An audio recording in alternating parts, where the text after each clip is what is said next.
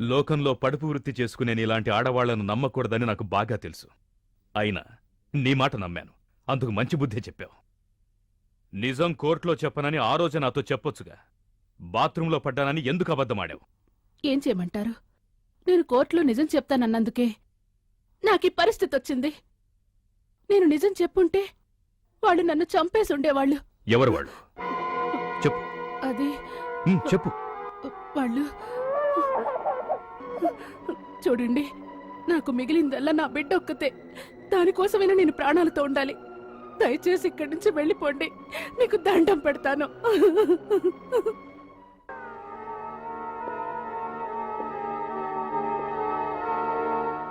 వీరాస్వామి ఎన్నేళ్లుగా ఇక్కడుంటున్నాడు? నాకు తెలిసి ఎప్పటి నుంచో ఉంటున్నారు. ఇంట్లో ఎవరెవరుంటున్నారు? అతను వాళ్ళ అమ్మాయి అంతే. మీనా, మీనా,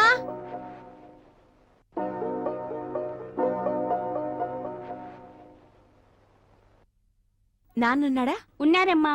ఒకసారి పిలుస్తావా? పిలుస్తాను.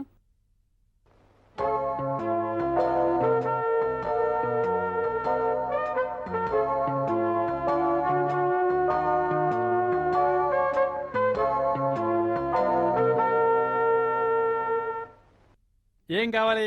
ఈయన లాయర్ రాజా గారు. నమస్కారం. తెలుసు, నాకు బాగా తెలుసు. నన్ను ఎందుకు వెతుక్కుంటూ వచ్చారో కూడా తెలుసు. సుందరం నిరపరాది, నా కళ్ళతో నేను ఏదీ చూడలేదు. ఆ విధంగా కోర్టులో సాక్ష్యం చెప్పాలి, అవునా? ఆ విధంగా చెబితే ఈ స్థలం నాకు ఊరికే ఇస్తారు. అంతేకాకుండా డబ్బులు కూడా ఇస్తారు. ఈ మాట చెప్పడానికి వచ్చారు కదా? కాదు. అలాగైతే ఎందుకు వచ్చారు మరి? పోయినసారి కోర్టులో ఏమని చెప్పావో అదే ఈసారి కూడా ఒక్క మాట మార్చకుండా చెప్పు. అర్థం కాలా? ఇంకోసారి విను.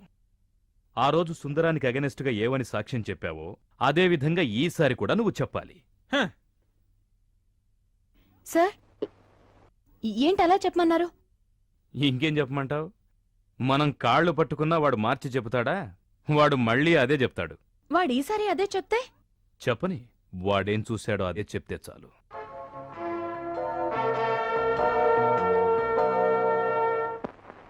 వీరస్వామి, ఈ సుందరం విజయలక్ష్మిని బలాత్కారం చేయటం నువ్వు చూసావా? బలాత్కారం చేయటం నువ్వు చూసావా? బలాత్కారం చేశారా లేదా అన్నది నాకు తెలీదు. విజయలక్ష్మి సుందరం ఇద్దరూ పెనుగులాడడం నా 2 కళ్ళతోనూ చూశాను, బాగా చూశాను. నువ్వు ఏం చూసావో కొంచెం వివరంగా చెప్తావా?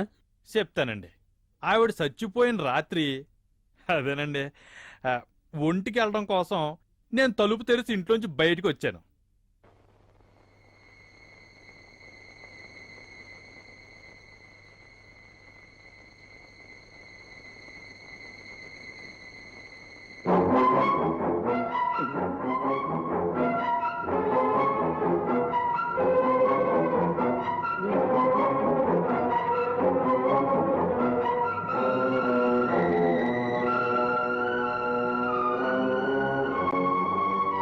మనకెందుకు వచ్చిన గొడవని ఇంట్లోకెళ్ళి తొంగున్నాను. ఆ తర్వాత ఉదయమే తెలిసింది విజయలక్ష్మి అమ్మ ఒళ్ళు కాల్చుకుని చచ్చిపోయిందని. That's all your honour.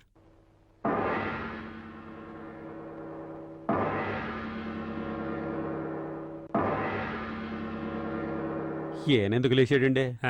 కుర్చీకున్న మేకు గుచ్చుకొని. మిస్టర్ వీరాస్వామి, నీకు సుందరానికి ఇంతకుముందు ఏదైనా గొడవ జరిగిందా? నాకా? నా ఇంత ఎందుకు గొడవ ఉంటదండి? అడిగిన దానికి జవాబు చెప్పు. జరిగిందా లేదా? లేదండి. అబద్ధం, పచ్చబద్ధం. సుందరం ఇంట్లో 2 ఏళ్ల కిందట నువ్వు వాచ్మెన్గా పనిచేసావా లేదా? అవునండి. గొడవ జరిగి నిన్ను పనిలోంచి పంపించేశారు. పని చేస్తున్నప్పుడు నీకు వాళ్ళింటి కాంపౌండ్లోనే ఇల్లు కట్టించిచ్చారు. పని మానేసిన నువ్వు ఇల్లు ఖాళీ చేయకుండా 12 ఏళ్ల నుంచి అక్కడే ఉంటూ ఇల్లు నా సొంతం అంటూ మాట్లాడావు. అందుకని సుందరం ఇతని మీద వేసిన కేసు ఇంకా నడుస్తుంది. యువర్ ఆనర్, డిఫెన్స్ లాయర్ గారు అవసరం లేని ప్రశ్నలు అడుగుతున్నారు. సుందరం ఇతని మీద వేసిన కేసుకి ఈ కేసుకి ఏంటి సంబంధం? మిస్టర్ రాజా, ఈ కేసుకు సంబంధించిన ప్రశ్నలు మాత్రమే అడగండి. సంబంధం ఉంది your honour. I will come to the point. yes proceed. Thank you your honour. Sundaram విజయలక్ష్మిని బలవంతం చేయడం నువ్వు కళ్ళారా చూశానని చెప్పావే, అది నిజమేనా? ఏటి సార్, ఎన్నిసార్లు చెప్పాలే?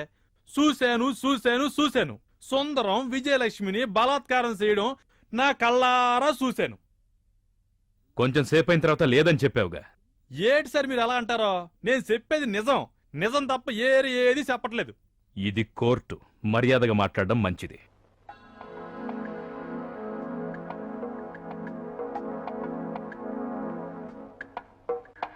జడ్జి గారిని ఏమడుగుతున్నాడు?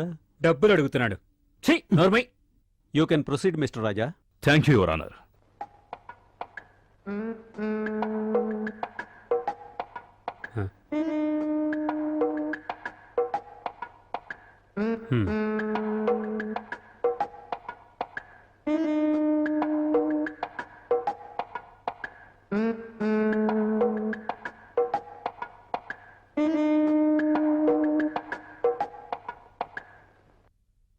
అక్కడ ఉన్నదెవరో కనబడుతోందా? ఎందుకు అడుగుతున్నారు? కనబడుతోందా లేదా?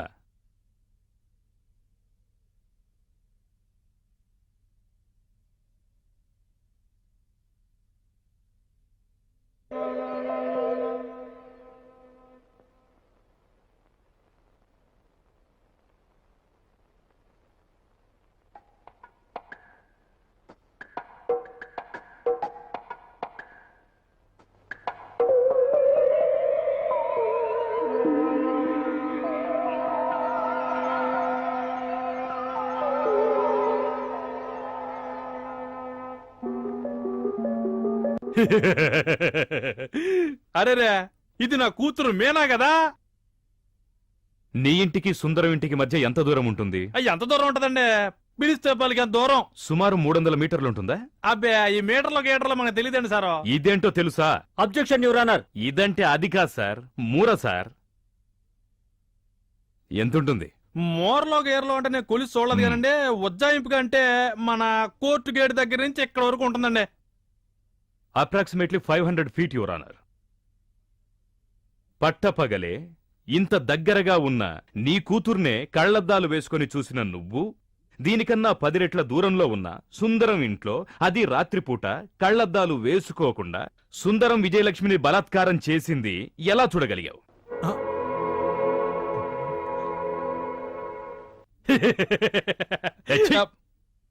మిస్టర్ వీరస్వామి, ఇది కోర్టని జ్ఞాపకముంచుకో. అదంతా ఇక్కడొద్దు. అడిగిన ప్రశ్నకు మాత్రం సమాధానం చెప్పు. సుందరం విజయలక్ష్మిని బలాత్కారం చేయడం నువ్వు చూసావా? ఒక నీడలాగా ఉండడం చూశానండి. కానీ సుందరం సార్కి ఎన్నో చెడు అలవాట్లు ఉండడం వల్ల ఒకవేళ ఆ విధంగా జరిగి ఉండొచ్చేమోనని అనుకున్నావా? నువ్వు కళ్ళతో చూశాననేగా చెప్పావు. అయితే నువ్వు చూశానన్నది అబద్ధం, అంతేగా?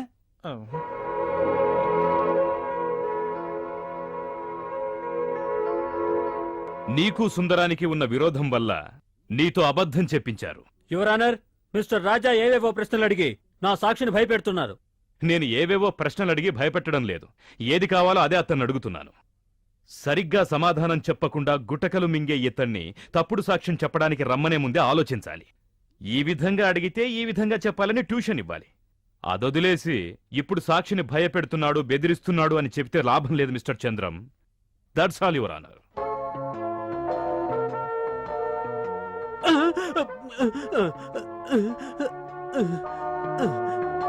ఈ కేసును రేపటికి వాయిదా వేయడమైంది.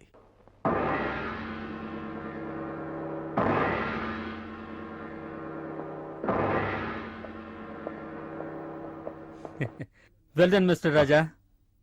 ఆ మునుస్వామికి చెమటలు పట్టించారు మీరు. మిస్టర్ రాజా, ఆ. ఈ కేసు పరిశీలించిన తర్వాత మీకేమనిపిస్తోంది? ఇప్పుడేది చెప్పే పరిస్థితిలో లేరు. ఇంకా కొన్ని సాక్ష్యాలు ఉన్నారు, ముఖ్యంగా letter. It's very important document for the prosecution. Sundaram, time అయింది. హ్మ్. ఆ మెలకం నుండి ఉనికిచ్చావే. అప్పుడే ఏమైంది, ముందుంది చూడరా. అబ్బా, ఇప్పుడు నాకు నమ్మకంగా ఉంది.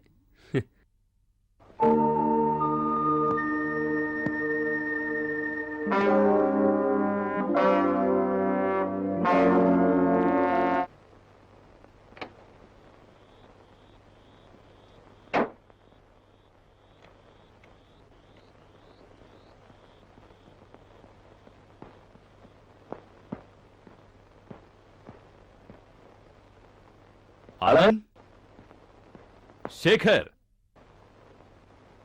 ఏంటి ఎవరు కనపడరు? శేఖర్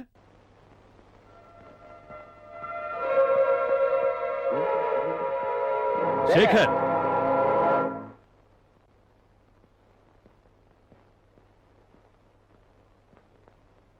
ఆనంద్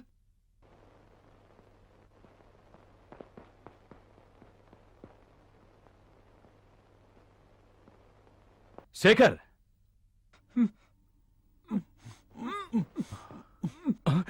ఏంట్రా ఇది? ఏమైంది? ఏంట్రా ఏమైంది?